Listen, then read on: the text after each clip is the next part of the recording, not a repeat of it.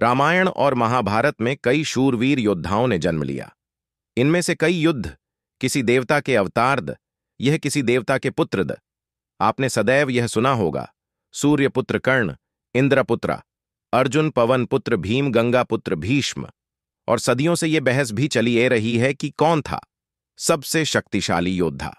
लेकिन इन सभी योद्धाओं में जो सबसे शक्तिशाली योद्धा हुए हैं वह तो सूर्यपुत्र या फिर इंद्रपुत्र। लेकिन सूर्यपुत्र इंद्रपुत्रा में सबसे ज्यादा शक्तिशाली कौन था?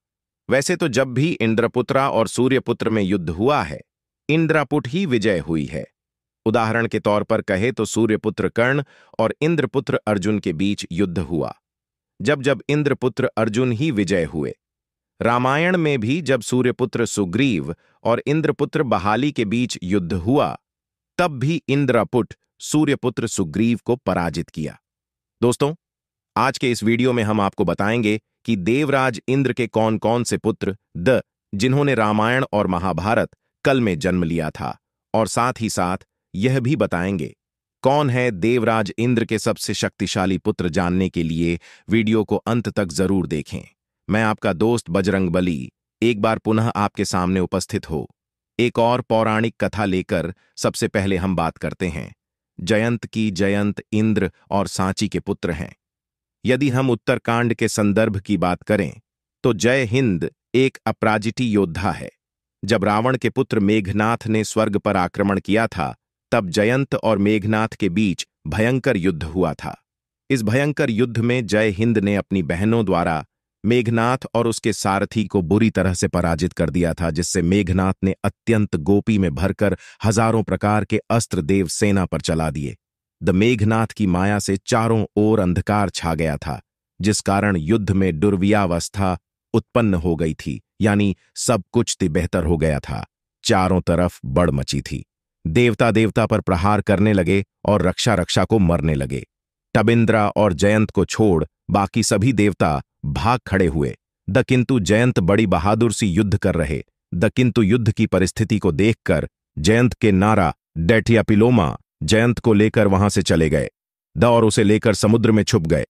पद्मा पुराण के उत्तराखंड के अनुसार जब समस्त देवताओं का दायित्व के साथ युद्ध हुआ था, तब जयंत हाथी पर सवार शरण से युद्ध कर रहे और जब एक बार श्री कृष्ण पारिजात वृक्ष को इंद्रलोक से लेने के लिए पहुंचे तब वहां श्री कृष्ण और देवराज इंद्र का युद्ध भी हुआ था। वहीं पर श्री कृष्ण के पुत्र प्रद्युम्न और जयंत के बीच भी भारी हुआ था। दोनों ने एक दूसरे को पराजित करने के लिए पूरा जोर से युद्ध किया था, किंतु दोनों ही सफल नहीं हो पाए।